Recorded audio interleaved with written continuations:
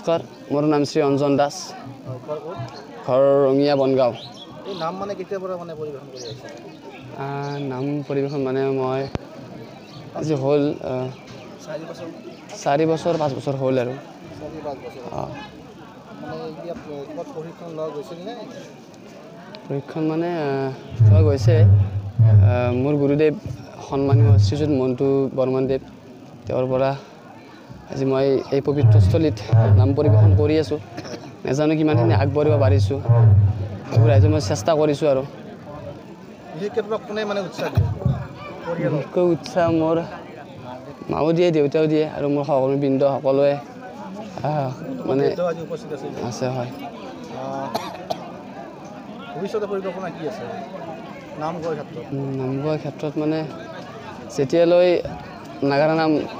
জীয়াই থাকে তেতিয়ালৈকে নাম পৰিৱেশন কৰি যাম বুলি আশা ৰাখিছোঁ আৰু যিটো সময়ত আজিৰ প্ৰজন্মই তোমাৰ নৃত্য গীতৰ প্ৰতি বেছি আকৃষ্ট হয় তুমি নামৰ প্ৰতি কিয় আকৃষ্ট হয় নামৰ প্ৰতি আকৃষ্ট মানে ভাল লাগে আৰু নামটো চাই ভাল লাগে এই যে নাগাৰা বাজে তাল বাজে তেতিয়া সেইবোৰ বস্তু মানে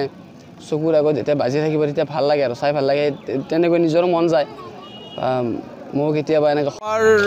বিষ্ণুপুৰ এই শিৱৰাত্ৰি মহোৎসৱ আচলতে এইটো আঞ্চলিক মহোৎসৱ হৈছে এতিয়া আমাৰ এইটো গৈ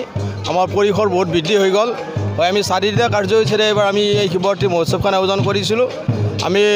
ৰাতিপুৱা শৰাই স্থাপনৰ পৰা আদি কৰি স্মৃতি দৰ্পণ তাৰপিছত আপোনাৰ আমি 57 সংখ্যক আমাৰ এইবাৰ সোণালী মহোৎসৱ 57 সংখ্যক আমি 57খন পতাকা এইবাৰ ধৰ্মীয় পতাকা উত্তোলন কৰিছোঁ আৰু বৰ্তমান এতিয়া আমাৰ নাম চলি আছে দুধাৰা পাঠক বৰ্তমান আমন্ত্ৰিত পাঠকৰ নাম চলি আছে ৰাতি আমাৰ আছে আমাৰ আধুনিক নৃত্য প্ৰতিযোগিতা আছে কাইলৈ আকৌ আমাৰ বিভিন্ন ধৰণৰ খেল ধেমালি প্ৰতিযোগিতা দিহানাম প্ৰতিযোগিতা আছে ৰাতি আকৌ দুটা নাম নিমন্ত্ৰিত পাঠকৰ নাগাৰা নামৰ দল আছে পৰহিও সেনেকুৱা অনুষ্ঠান আছে নাগাৰা নামেই আছে আৰু শেষৰ দিনা ৰাতি আমি শিল্পী মানে সাংস্কৃতিক অনুষ্ঠানৰ আয়োজন কৰিছোঁ তাত আমাৰ দেৱজিৎ বৰাক আমন্ত্ৰণ জনোৱা হৈছে আমাৰ এই অনুষ্ঠান পৰিৱেশন গীত পৰিৱেশন কৰাৰ কাৰণে ভক্তৰ ভিৰ কেনেকুৱা হয় ভক্তৰ ভিৰ আমাৰ গগনন হয় ভক্তৰ ভিৰ বহুত হয় আমাৰ ইয়াত আমাৰ এখন অতি বহুত পুৰণা এখন থান হয় আমাৰ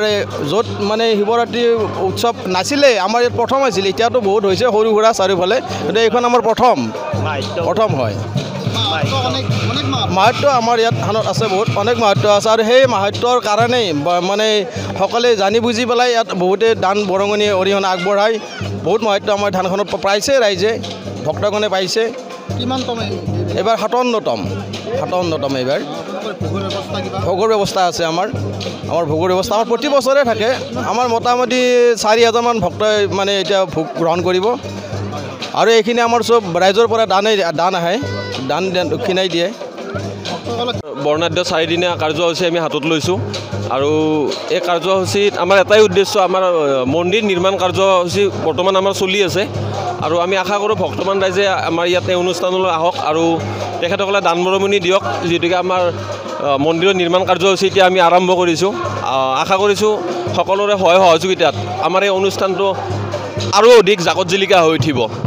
তাকে আশা কৰিছোঁ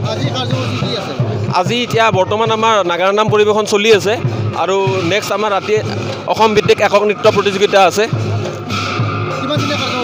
আমাৰ 4 দিনীয়া কাৰ্যসূচী যথেষ্টখিনি ভক্তৰ ভিৰ যথেষ্টখিনি হৈছে আৰু ইতিমধ্যে আপোনালোকে নিজে দেখাই পাব কিমানখিনি মানুহ হৈছে ইয়াতে আৰু প্ৰত্যেক বছৰে এনেকুৱাই হয়